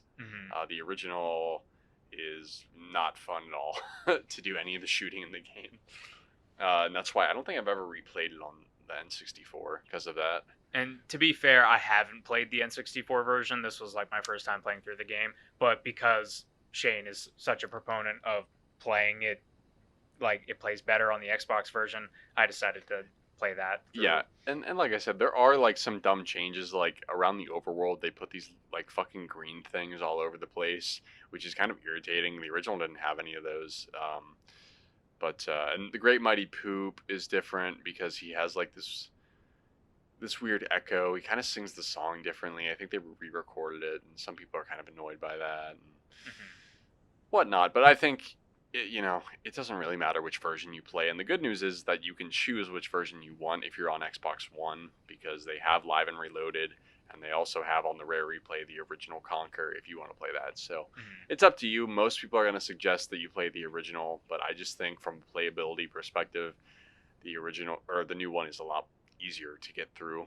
And I don't mean just because I don't like difficult games. I don't mind difficult games. I like difficult games, but not when they're just fucking annoying. They're not obtuse. Yeah, and they're just not awkward to control. So it's up to you. If you like them enough, just play both of them. Why not? So anyway, go ahead. Yeah, this is an interesting game if you know nothing about it, because it is essentially a very adult, cartoony platformer, because Rare was sort of known for that with Banjo-Kazooie and everything like that. And now you have Conker here, who gets drunk. There's multiple points in the game where you can piss on things and piss on people. Yeah, hey, suck my dick, Kojima. You didn't come up with that. Yep, Kojima copied it for Death Stranding. And also, there's shooting. There's a lot of movie references, a lot of swearing in the game, and there's a lot of humor that legitimately is funny in the game. This is such a throwaway thing, but there's a anthropomorphic broom who tries to hang himself, and then he doesn't actually succeed in hanging himself because he doesn't actually have a neck. So it's pretty dark at times, but it's very much a game that you're just supposed to laugh at how ridiculous it is.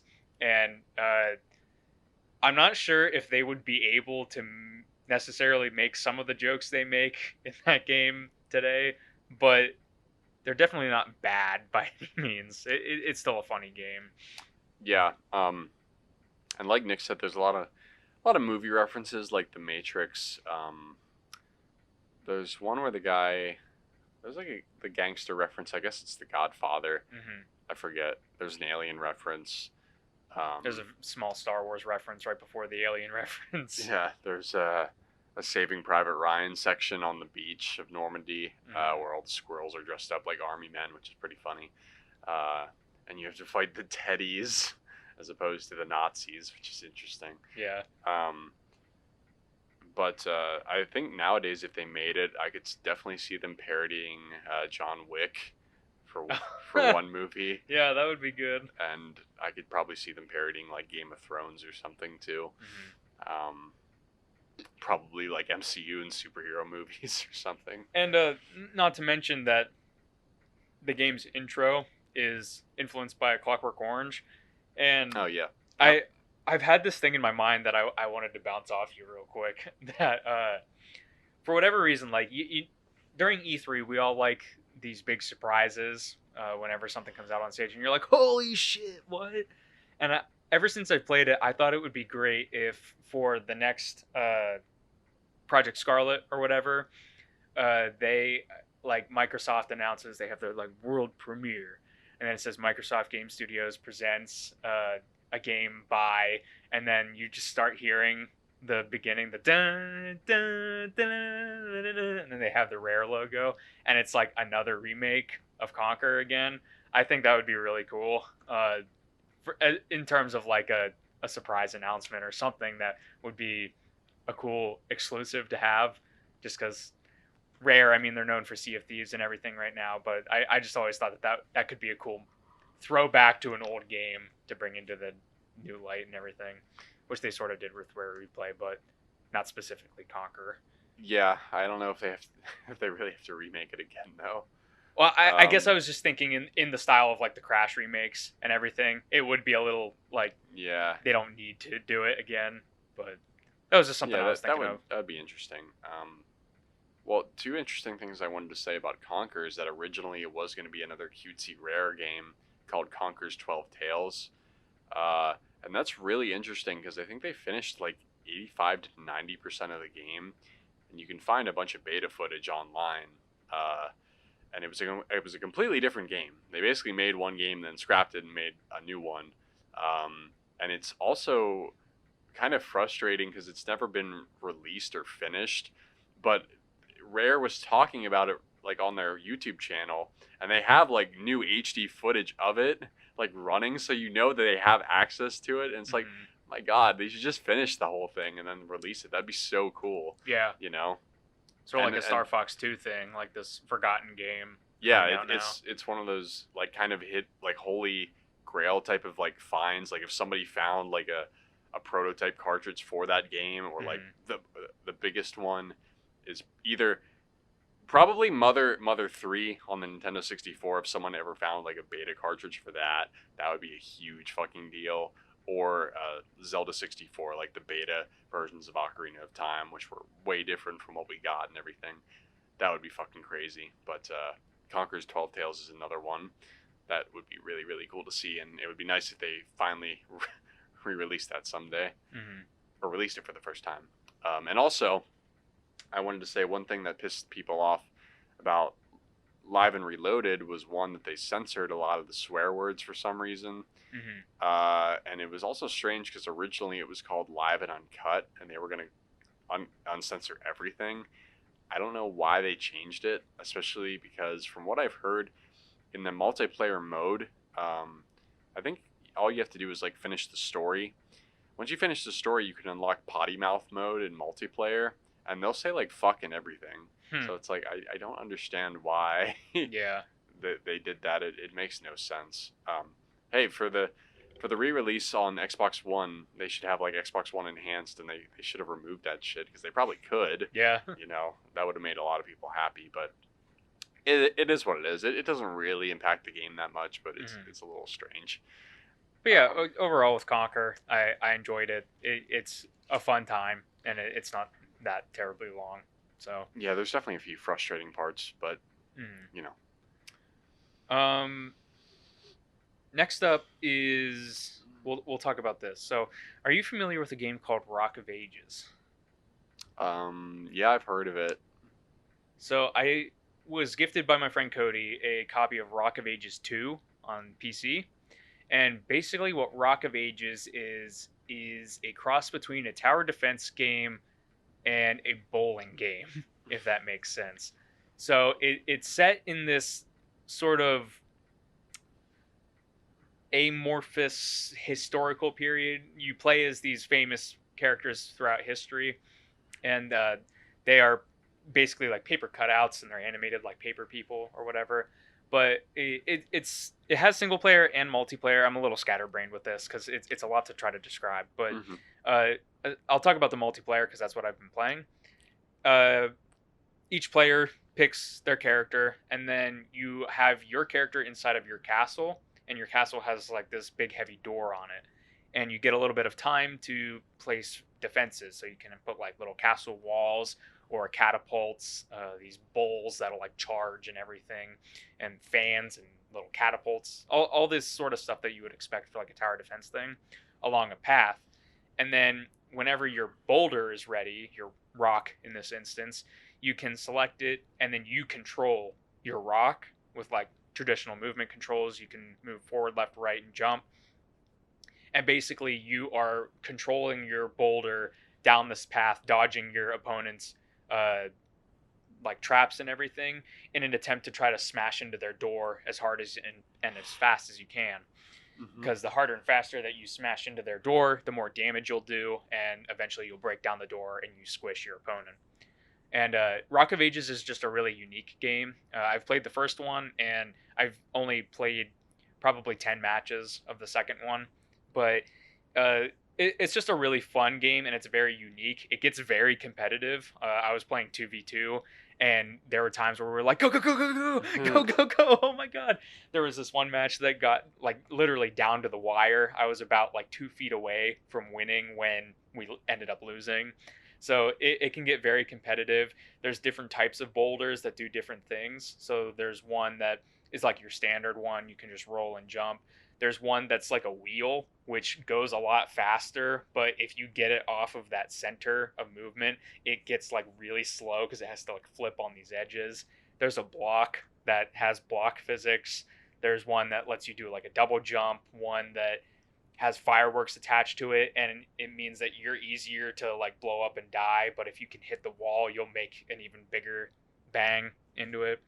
So it's just a really fun multiplayer game with an interesting style, and the levels are pretty interesting too. They're also taken from like history, but more so in the sequel, they get a little bit more creative with it.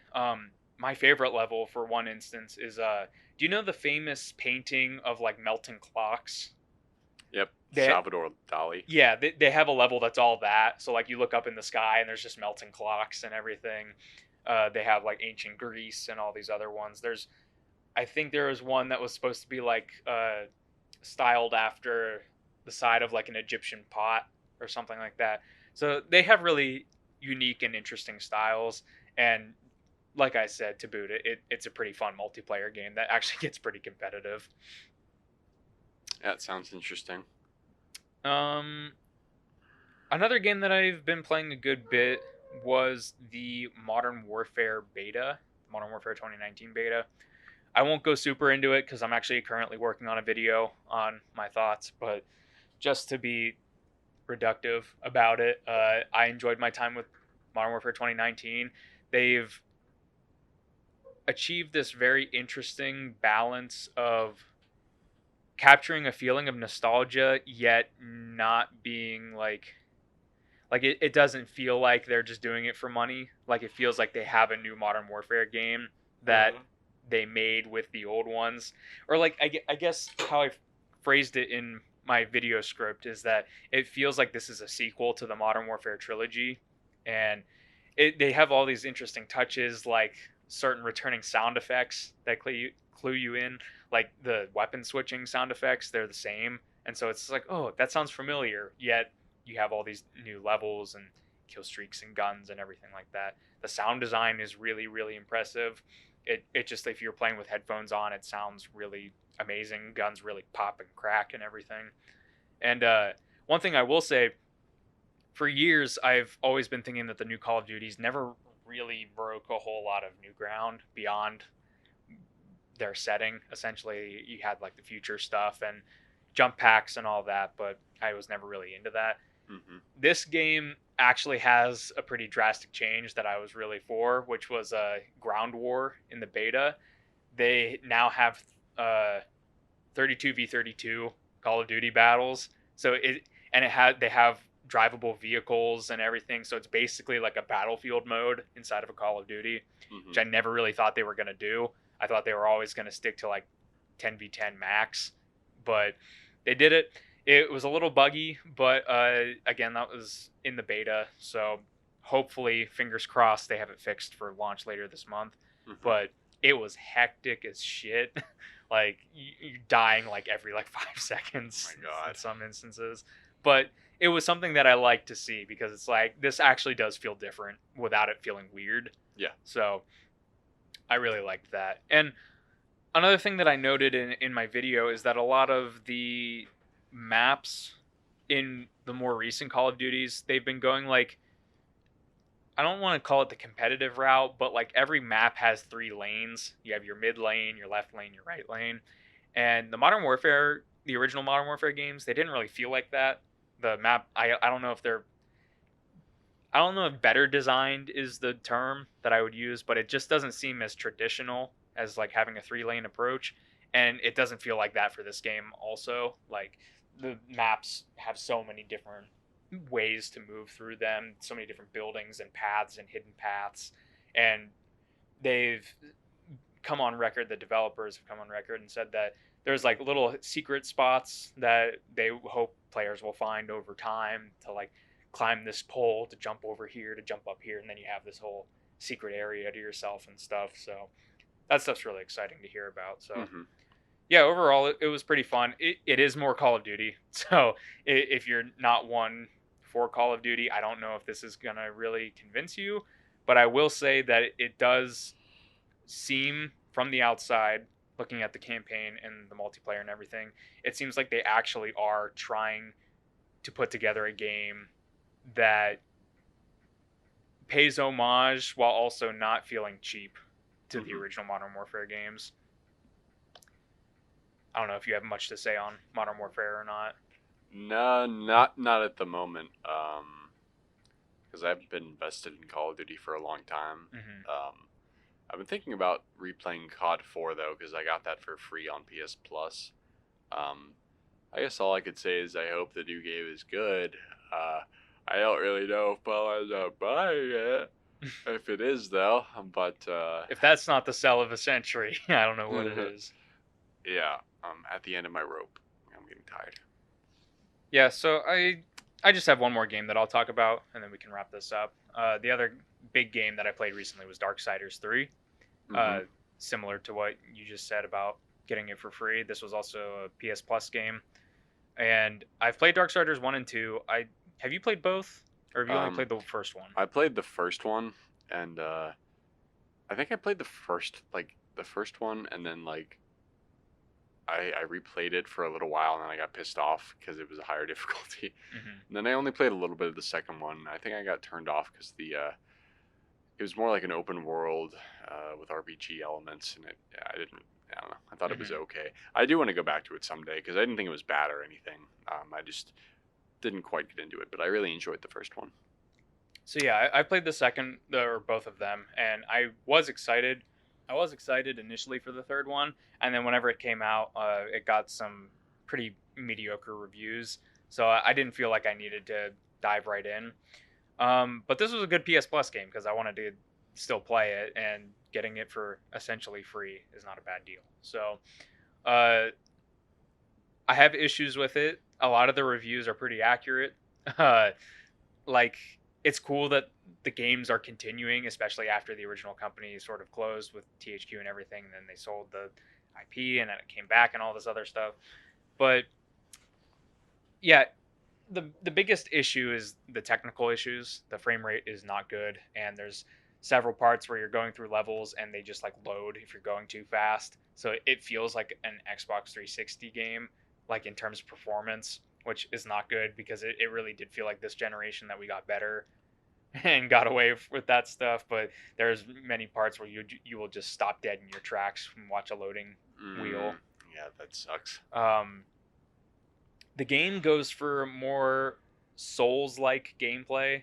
which obviously it's very popular these days. It seems like there's one every month that comes out with a new Souls-like game scheme, and it's not terrible, but it does like the gameplay is more fast-paced than Souls, so it's more actiony, sort of like a Devil May Cry Bayonetta.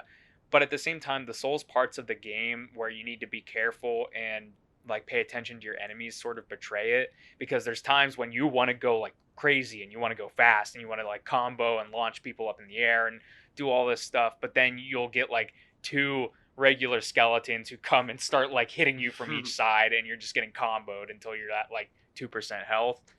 So that sort of betrays it at a lot of points. It's like it wants to be an action game, but it also wants to annoy you with like slow and sort of meaningless, or not meaningless, but just like arbitrary depth for something that it doesn't really need, I guess, if that makes sense. Mm-hmm. The game's bosses are horribly balanced in a lot of parts.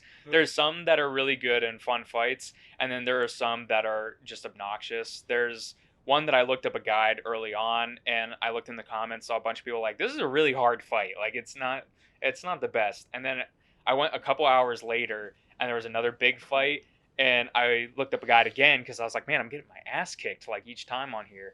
And all the comments were like, this boss made me quit this game. And it's like, geez, like they really should have spent some more time like balancing it. That boss in particular has a move that if you get hit by it, does 80% of your health bar in one Wow. hit. Sucks. So yeah, it's not fun. And then even in the second phase of the fight, because it's a two-phase fight, there's like you're underwater, and it's essentially like this giant fish thing, I think, and it can do these really quick attacks to hit you. So you're already swimming, which is not something you regularly do in the game. And the only way to do damage is when it sucks in. There's these mines that come up, and you have to go near a mine, and it starts following you. So you have to like guide the mine into his like sucking air path so that he eats the mine.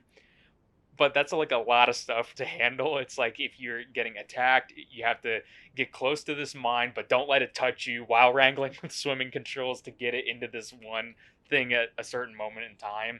It's just like a lot to handle in Mm-hmm. a second phase of a fight, and a lot to go wrong. So there's a lot of that stuff, but overall, it like I didn't hate it. I had a fun enough time. It's fun enough to keep you engaged for the most part. The story isn't great, but I don't really know if I'd say the story is great in any of the Darksiders games. Mm-hmm. Like, it's serviceable, but it's just not great. And they do leave like a sort of cliffhanger for the future, and we know that there's like a Darksiders Diablo-esque game coming out next year, I think. So yeah, I'm still intrigued, and I think Darksiders is a good like property and brand, I guess, for however weird that sounds. But yeah, this game I think was deserving of its sixes and sevens. Mhm. It's not particularly well made, but it's not bad. And I know the studio Gunfire Games, they just released Remnant from the Ashes, which seems like it got better reception than Darksiders 3. I don't think it got like tens or anything, but I think it did considerably better than Darksiders. So Yeah, I thought that game looked fun from what I saw of it. I'd like to play that game at some point. But yeah, that I've been playing some other things too. I played through Heavy Rain, beat that. That was fine.